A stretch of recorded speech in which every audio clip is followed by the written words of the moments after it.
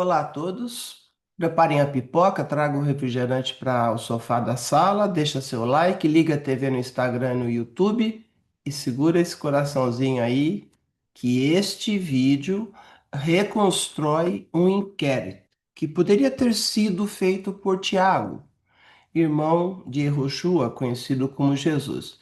Mas isso é só uma sugestão minha. Ele reabre a cena da ruptura de Paulo de Tarso com Yehoshua, Jesus na tradução. Ruptura com a sua Torá, com a tradição preservada por seus discípulos e seguidores legítimos. Ao longo desta investigação, eu examino os mecanismos dessa ruptura, seus efeitos na religião cristã, seu prolongamento em padres, pastores modernos, sua instrumentalização na política brasileira dos últimos anos. E conduzo tudo isso ao ponto final da análise, o texto grego original, esse aqui. Muito bem. E o veredito inescapável de Yehoshua, conhecido por muitos como Jesus de Nazaré. Pergunta desconfortável. Você já parou para pensar de onde vêm as regras morais que a igreja defende hoje? De onde veio, por exemplo, a expressão contra a natureza? Nos ensinaram que tudo veio do Deus de Israel, que a base moral do cristianismo nasceu da revelação divina dada a Israel, que tudo veio da Torá, dos profetas, de Yehoshua e do Sermão da Montanha. Mas, e se eu lhe provar, usando o texto grego original, o contexto histórico, a recepção posterior dessa linguagem e a comparação rigorosa das fontes, que boa parte da moral cristã que chegou até nós não veio integralmente do Sinai, nem permaneceu fiel ao eixo do Sermão da Montanha. E se eu lhe mostrar que no caminho categorias do mundo greco-romano passaram a arbitrar aquilo que depois seria chamado de moral bíblica? A história da religião ocidental não é apenas uma questão de fé, ela é também o cenário de um deslocamento de linguagem, de autoridade e de fonte. Hoje nós vamos refazer o iter criminis, o caminho do crime. Caminho do crime de uma fraude teológica de longa duração. Vamos examinar a materialidade do delito, a arma empregada, a cena do crime, o autor intelectual e as vítimas. E, por fim, a sentença já proferida pelo próprio juiz supremo. Eu quero lhe entregar desde já a informação da existência de um kit pericial de leitura bíblica no meu livro. Um instrumento hermenêutico claro, para que você, individualmente, examine novos textos sem depender de slogans religiosos. Aqui nós não vamos apenas repetir conclusões.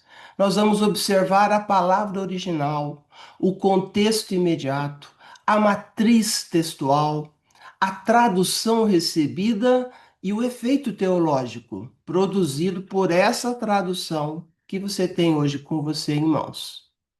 Porque uma fraude teológica não se desmonta com emoção, desmonta-se com perícia textual.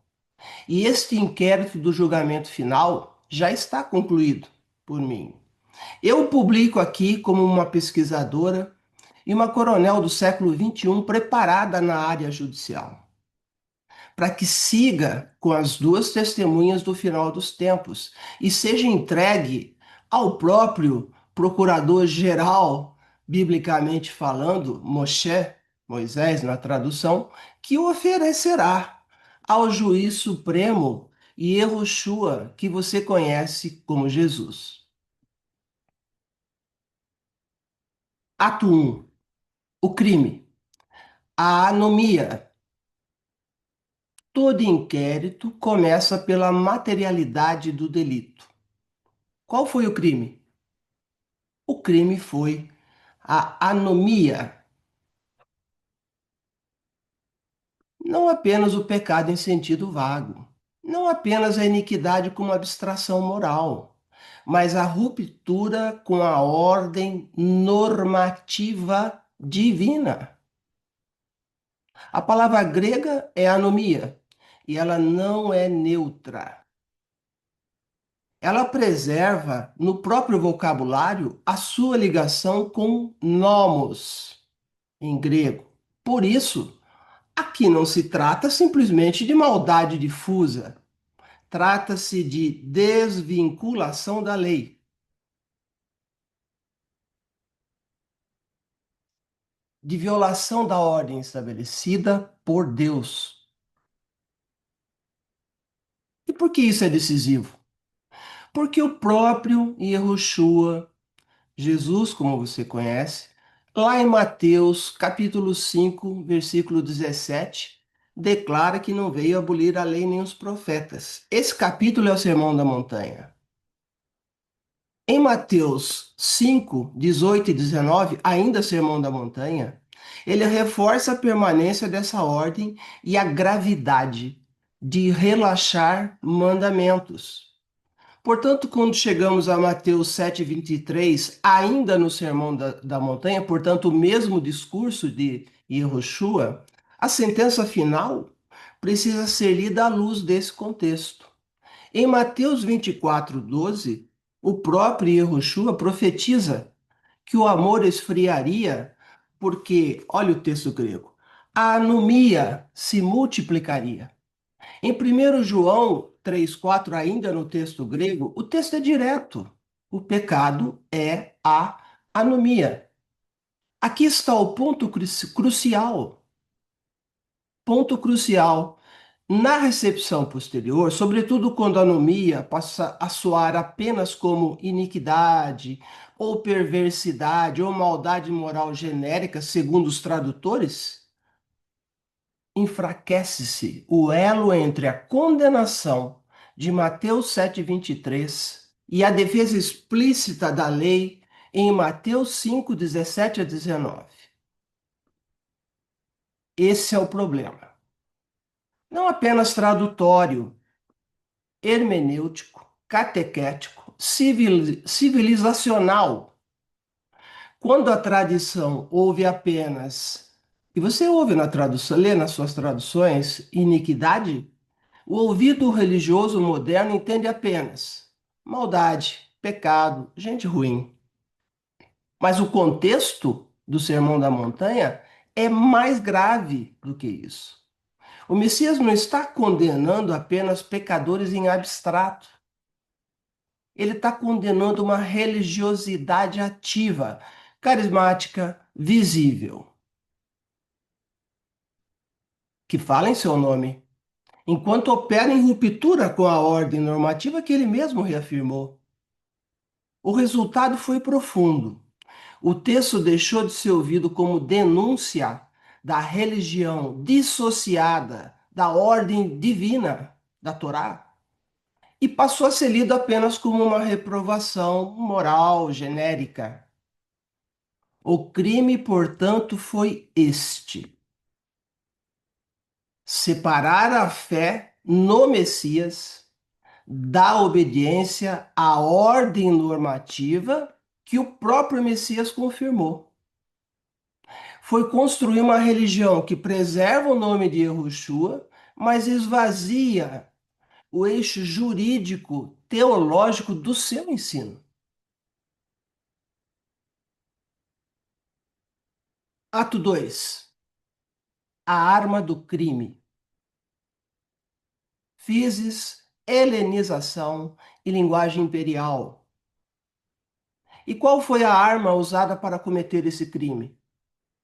A arma foi a introdução de categorias greco-romanas como critério de verdade moral. Abre o texto grego em Romanos 2,14, texto grego. Paulo escreve que os gentios fazem por natureza as coisas da lei. A expressão grega é physei. No mundo grego e romano, physis não é detalhe neutro. Ela pertence a um campo conceitual amplo: natureza, ordem do mundo, critério do que é próprio, do que é conveniente, do que é normal, do que é legítimo.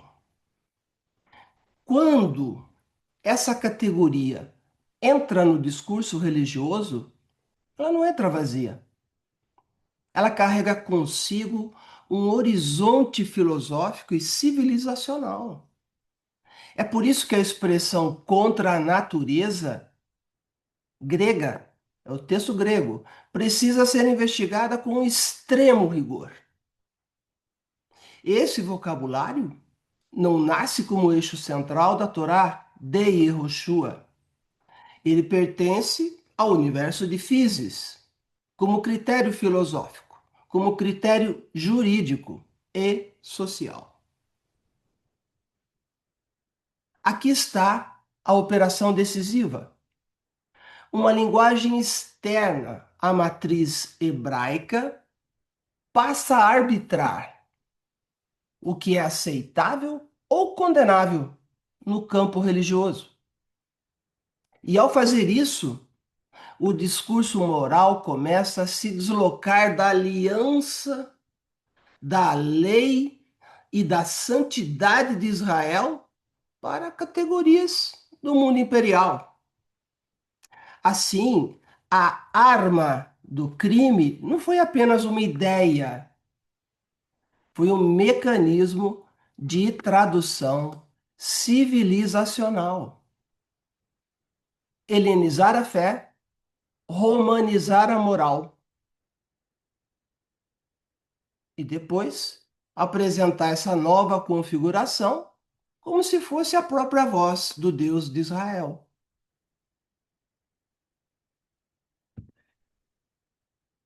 Ato 3. A cena do crime, o Império Romano e a assimilação, onde esse deslocamento se consolidou. Na própria cena do crime, o Império Romano.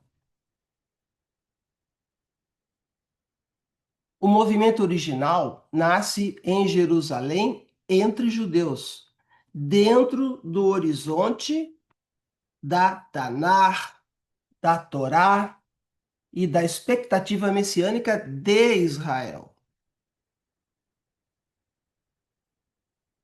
Mas à medida que o discurso se desloca para o ambiente gentílico e imperial, a linguagem da fé passa a sofrer reinterpretação.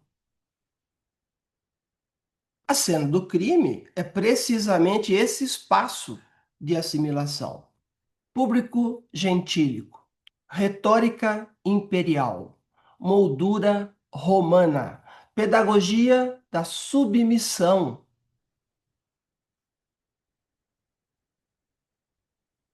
As cartas de Paulo preservam indícios importantes desse processo.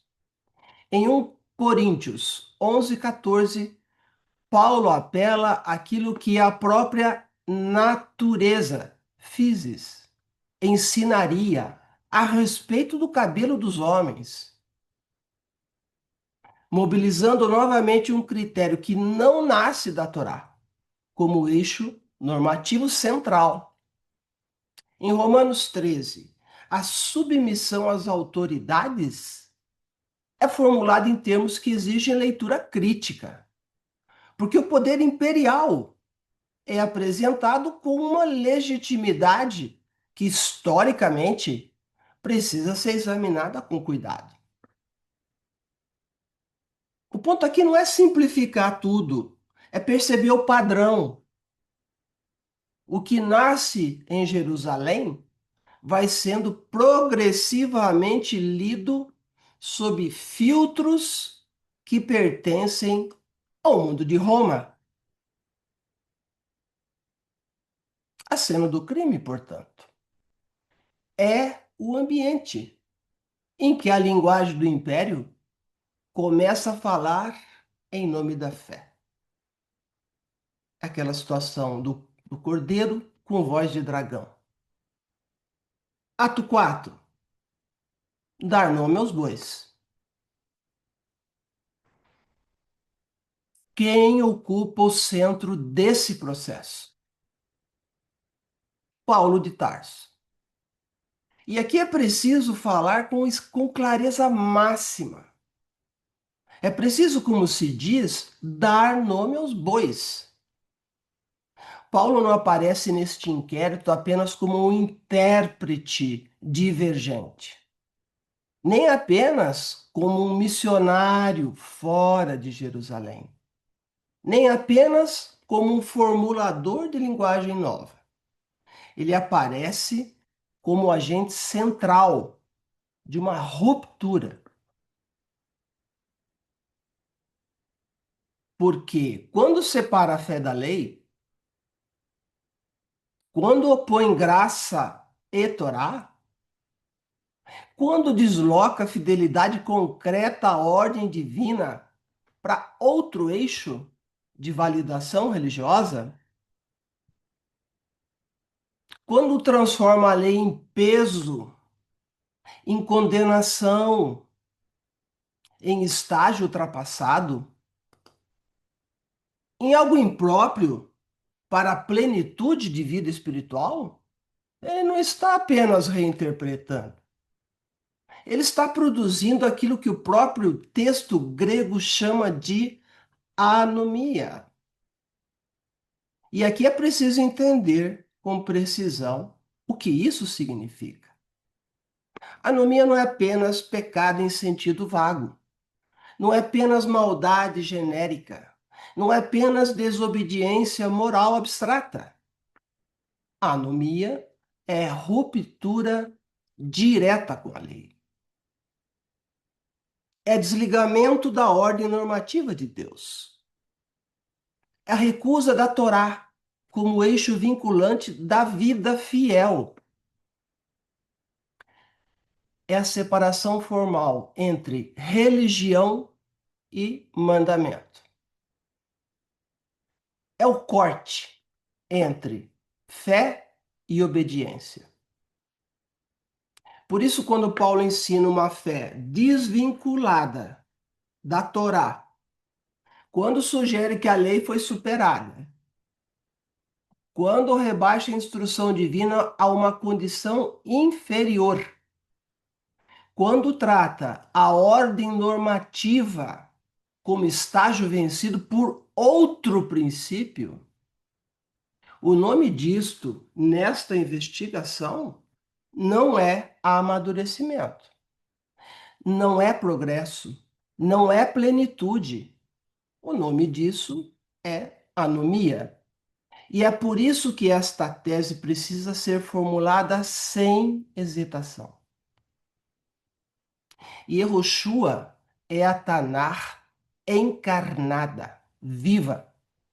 Ele não rompe com a Torá, ele a confirma, ele a cumpre, ele a encarna em justiça, misericórdia, verdade e fidelidade.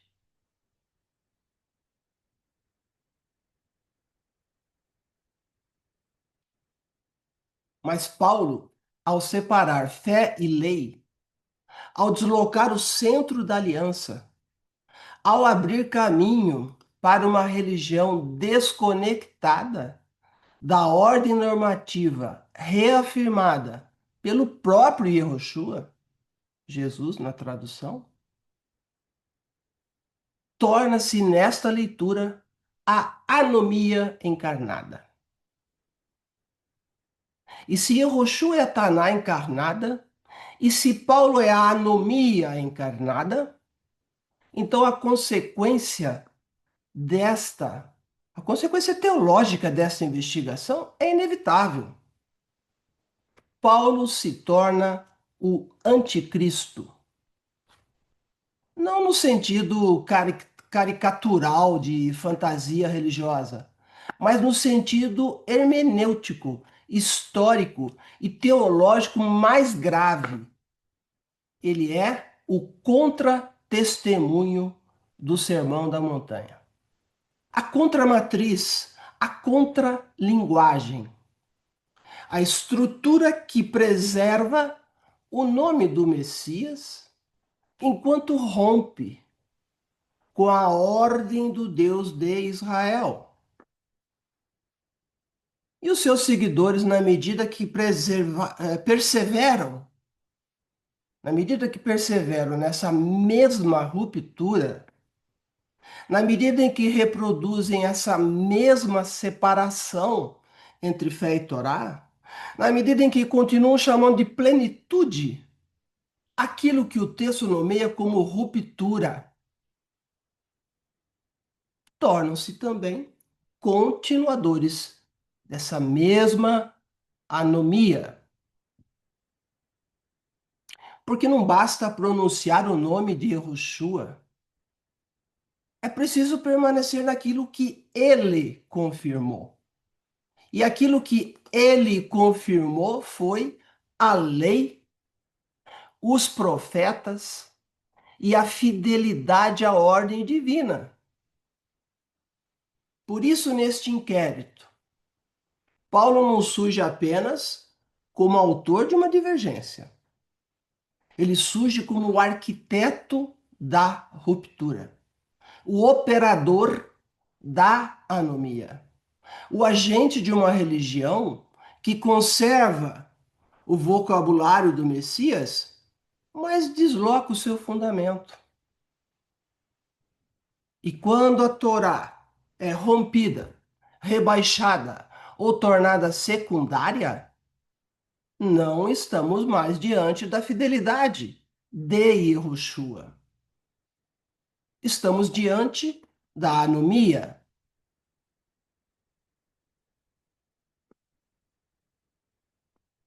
Atos 5. As vítimas. E quem foram as vítimas desse processo? As vítimas são múltiplas. A primeira vítima foi a comunidade judaica original, ligada ao movimento de Yehoshua,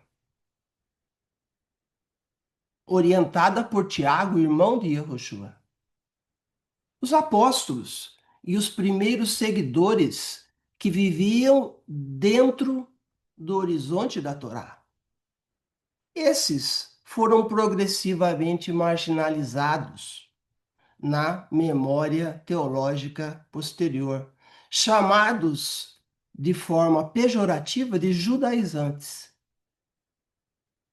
A segunda vítima foram os próprios gentios, porque em vez de serem enxertados no Israel de Deus, com compreensão histórica e reverência à matriz originária, foram inseridos em uma estrutura já reinterpretada por categorias externas greco-romanas. Mas a vítima final é o cristão moderno. É o cristão moderno. Milhões e milhões de pessoas que acreditam estar defendendo a fé original, quando na verdade repetem fórmulas herdadas de um sistema que reconfigurou o vocabulário, a moral e a identidade do próprio Messias. O resultado é uma espécie de aprisionamento teológico, algo parecido com a Síndrome de Estocolmo. Ama-se o sistema que mutilou a fonte. Defende-se a linguagem que deslocou a origem. E chama-se de fé bíblica aquilo que muitas vezes já chega filtrado por Roma.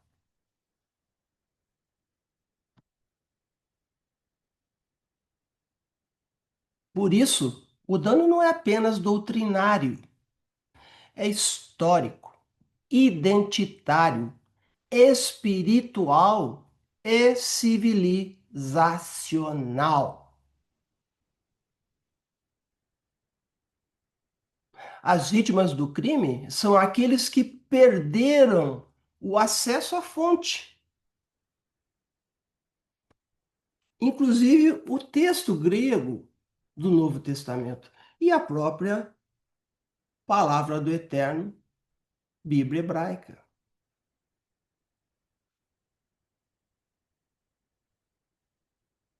Mas continuam acreditando que a possuem intacta, pura e santa.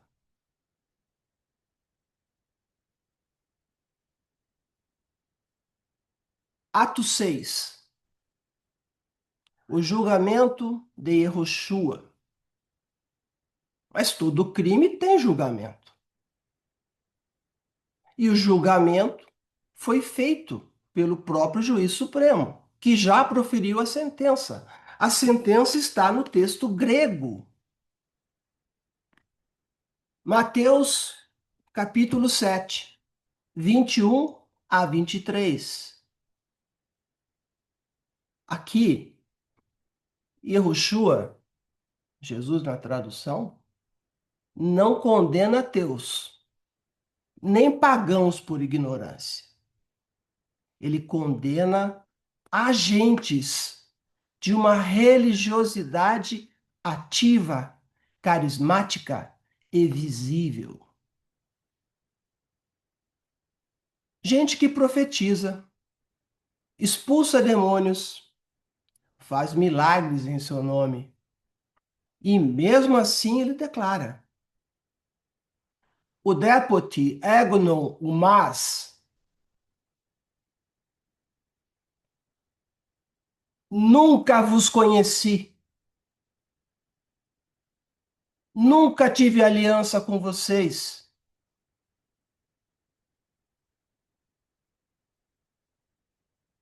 Aporreite apmu, afastem-se de mim.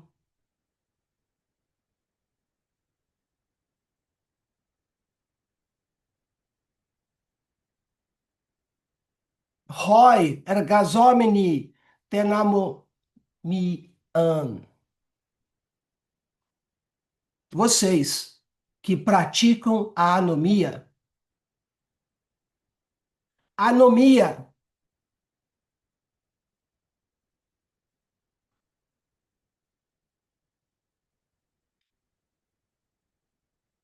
E aqui é preciso corrigir um vício de leitura.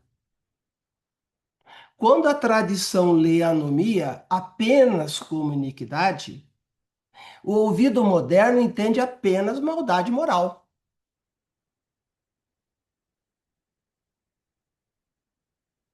Mas o contexto de Mateus, capítulo 5 a 7, o Sermão da Montanha, que estão todos os ensinamentos lá de Yehoshua, não permite uma leitura tão rasa. O sermão começa com Yehoshua afirmando a lei e termina com Yehoshua rejeitando os operadores da anomia.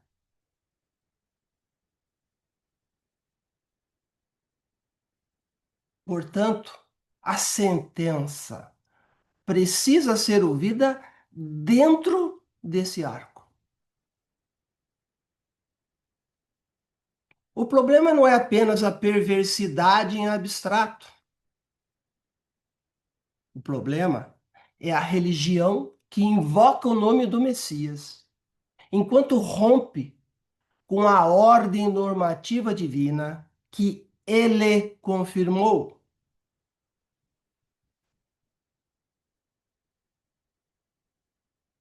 Se Mateus 7,23 for lido apenas como rejeição da iniquidade em sentido vago, perde-se completamente o nexo interno com Mateus 5, 17 a 19. Mas, se o texto for ouvido no seu próprio contexto, a sentença se torna muito mais grave. E Yehoshua está rejeitando uma religião que invoca o seu nome, enquanto opera em ruptura com a ordem divina que ele mesmo afirmou.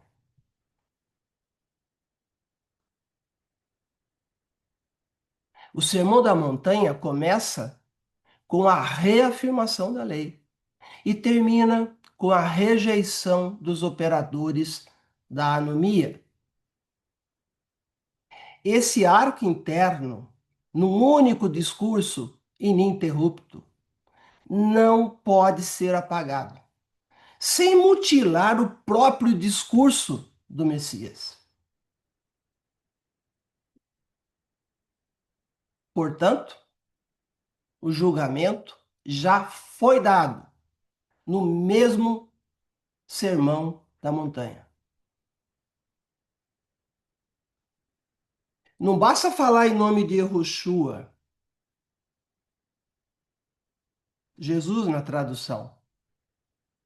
É preciso não romper com a ordem que ele confirmou. A sentença do Messias judeu recai sobre a religião sem a lei, sem a Torá.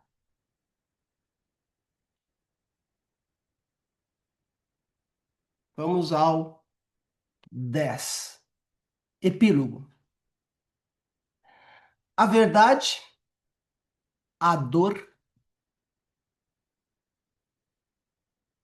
A verdade pode doer, mas a dor da verdade ainda é menos destrutiva do que séculos de engano.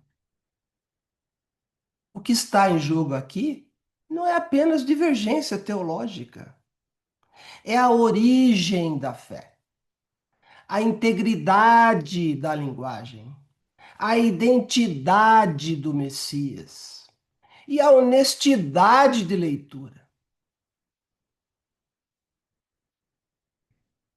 Se você quiser examinar isso com seriedade, precisará voltar ao texto, ao contexto, à matriz hebraica e ao peso real das palavras gregas que preservam esse conflito. E uma dessas palavras é crucial. É anomia. Ela não pode ser neutralizada sem consequências. Se o texto diz, aqui em grego, que o pecado é anomia, e se Yehoshua rejeita os que praticam a anomia, então a pergunta não pode mais ser evitada. Como se construiu uma religião que tornou secundária justamente a ordem normativa que o próprio Messias reafirmou?